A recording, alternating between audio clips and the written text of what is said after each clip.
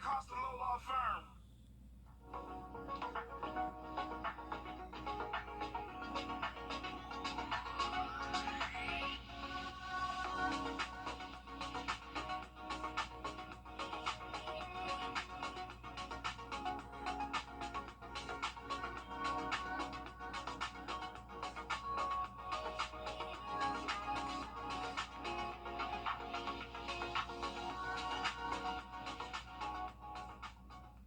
Take your bathroom to First Alert Radar Network. First just got faster.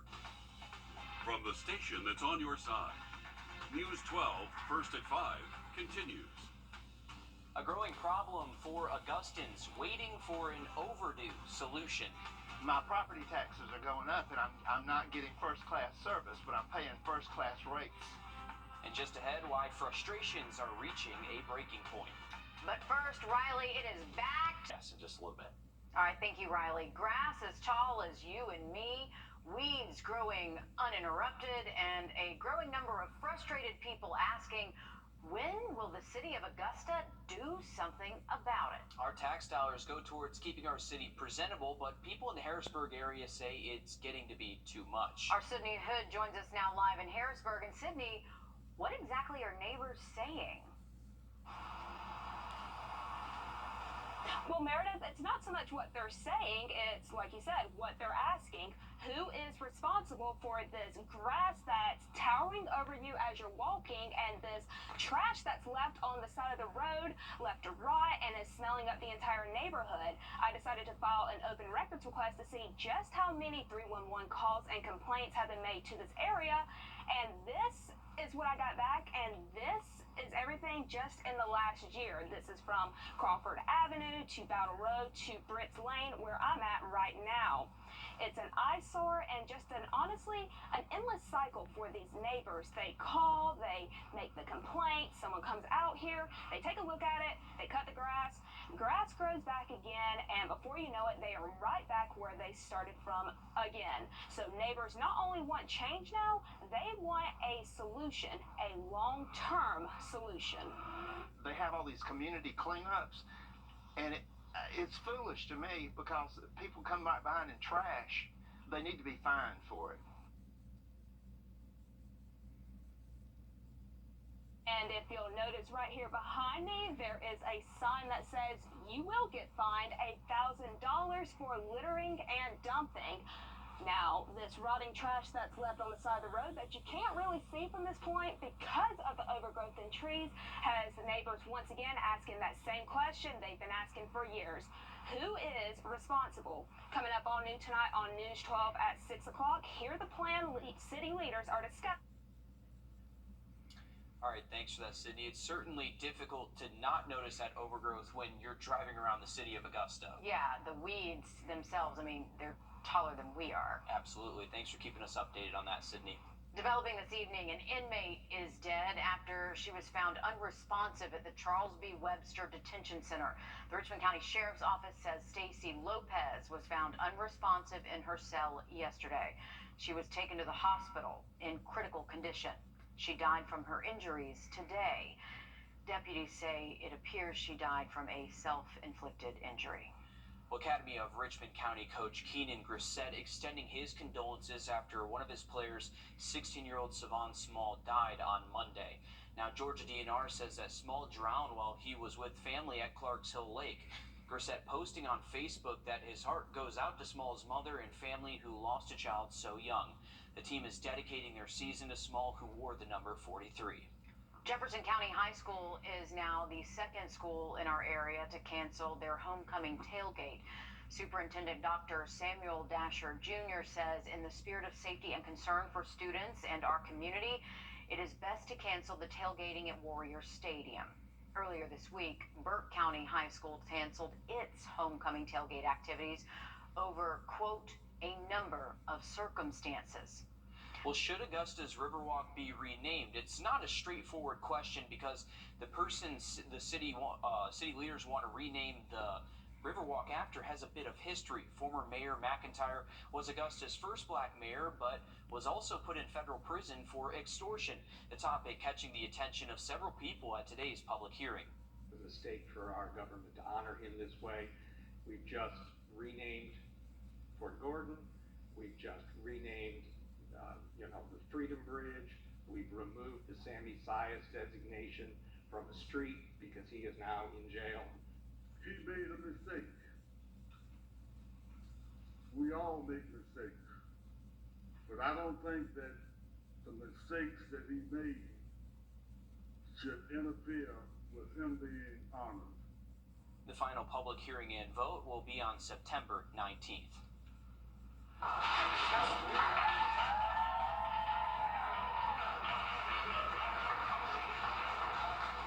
The USC Aiken eventing team celebrating their national championship with a ceremony today. Players reflected on the college's first ever eventing win and the thrill that comes along with the achievement. It also gives them great momentum heading into the next couple of years with the championship in Aiken. Congratulations to them.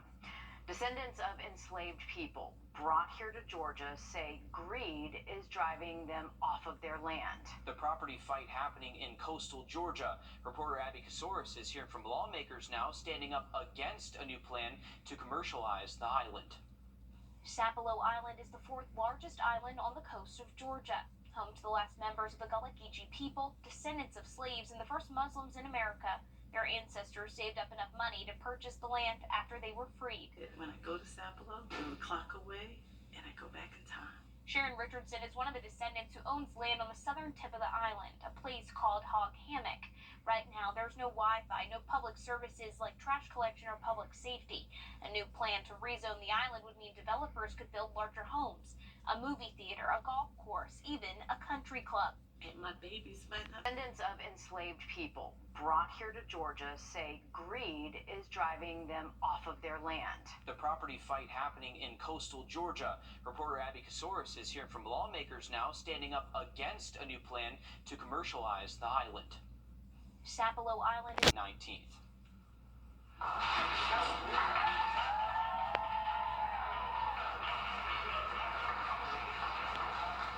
The USC Aiken eventing team celebrating their national championship with a ceremony today.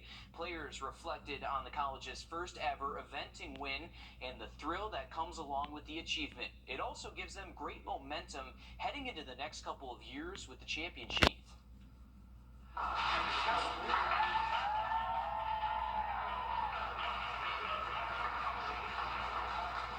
The USC Aiken eventing team celebrating their national championship with a ceremony today. Players reflected on the college's first ever eventing win and the thrill that comes along with the achievement. It also gives them great momentum heading into the next couple of years with the championship in Aiken. Congratulations to them. Descendants of enslaved people brought here to Georgia say greed is driving them off of their land. The property fight happening in coastal Georgia. Reporter Abby Kasoris is hearing from lawmakers now standing up against a new plan to commercialize the island.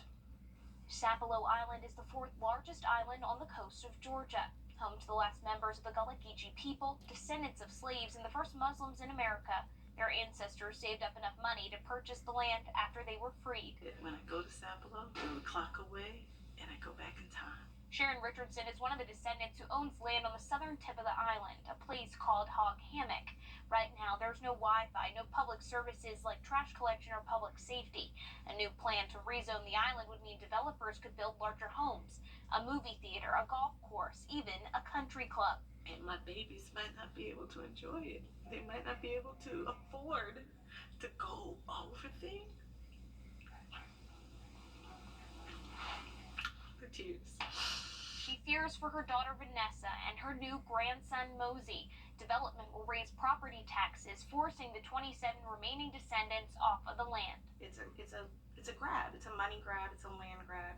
So we have to fight. Dozens of Democrat state lawmakers penned a letter to the McIntosh County Planning and Zoning Board, saying the rezoning plan violates civil rights obligations. This state, our people, will not allow our history to be erased or bought. The Planning and Zoning Board will vote on the proposal on Thursday, but the people on the island won't be able to make that meeting.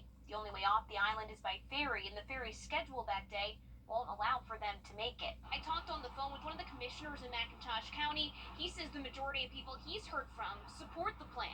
In Atlanta, I'm Abby Kasouris. Thanks for that, Abby. One South Carolina woman is using her skills as a painter to bring the love of music to generations of students to come. We'll explain how coming up next, Riley. And we are looking to hang on to pretty warm temperatures again Thursday, but better storm chances over the next couple of days. We'll have a look at that full forecast next. Time and we'll hang on to that pattern into early next week.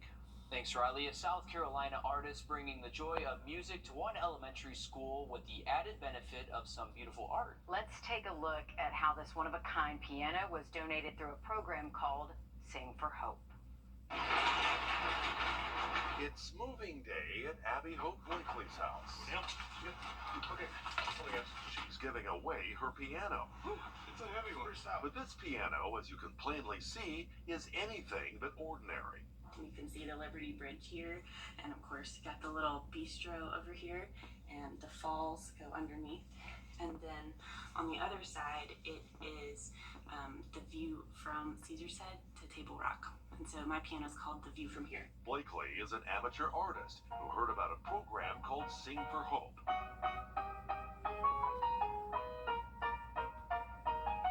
It was created right after 9/11 as a way to bring music and fine art to the masses. You have to submit your idea to be selected, and so this was my idea. Her idea was to create a piano that represents Greenville and all its beauty and donate it to a school. To watch their eyes just open wide when they realize that it's right here. You know, there's the lake at Furman, or here's the bridge and these waterfalls, and for them to have that opportunity and to be a part of that. The lucky recipient of Blakely's piano? Duncan Chapel Elementary School. Oh, wonderful. Oh, my goodness. Thank y'all so much. So excited. Ashlyn Cooper is the music teacher. I love to sing. I've seen, lots of beautiful instruments, but this is gorgeous, and I'm so excited to have it in my classroom. It's going to bring lots of color and beauty to it. I think the kids are going to be thrilled about this beautiful piece of artwork. We are so appreciative to Sing for Hope Pianos for providing this opportunity for our students. An opportunity to expand their horizons. I really hope that all of the kids at Duncan Chapel have a great time with it and learn about music and art and the city all at the same time.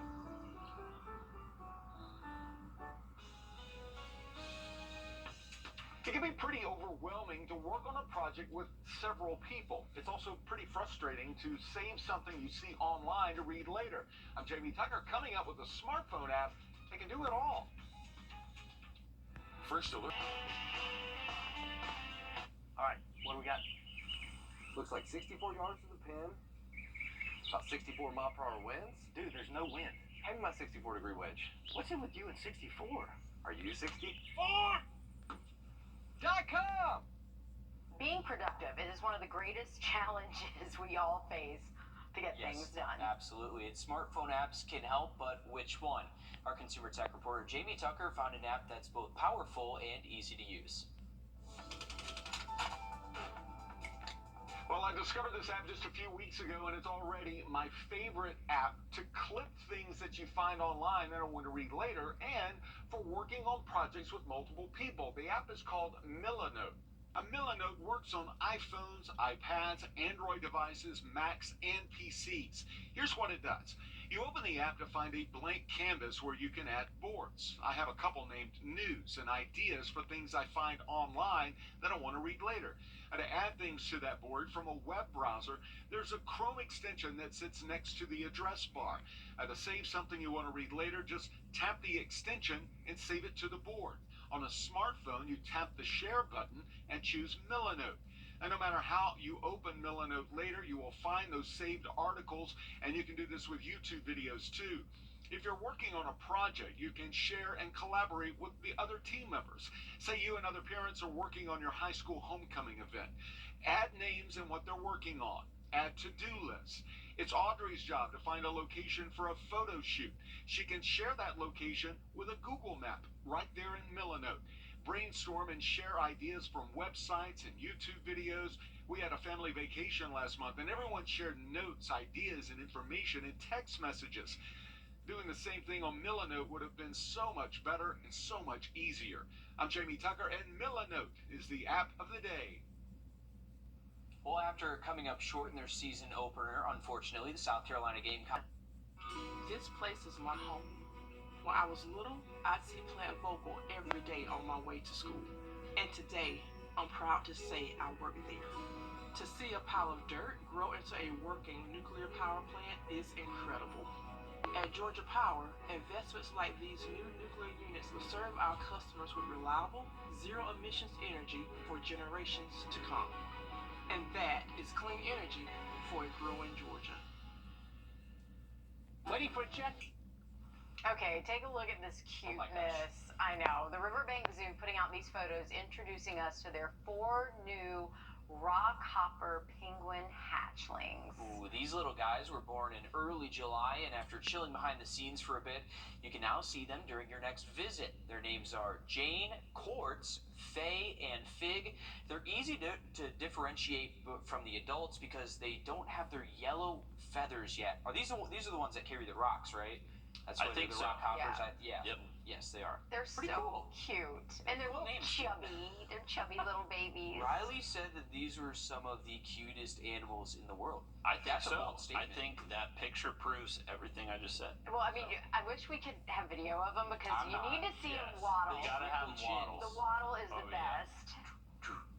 Yeah. How does that go again? Do the little Yeah, penguin. Yeah. gotcha. Okay, I just want to make sure we got that Little cleared rock up. Yeah, I'm really glad that came on Glad camera. that got cleared up for us. Penguins are fantastic flightless birds. They're one of my favorite flightless birds. Just outside. That is a There's bold not that statement. many flightless birds. You got chickens, you got emus, you got ostriches. Off the top of the Yeah. head. Wow. Am I Wow, missing that it? was That was fast. pretty Is good. there any more? No, The probably. dodo bird, is that a real bird? I don't know. Jeez. All right, looking over this It's Van River. extinct, Richard says. 92 degrees out there this afternoon. It's pretty hot out there for any penguins, unfortunately. But if you do have any plans this evening, we're staying nice and dry. But watch out for those storms tomorrow.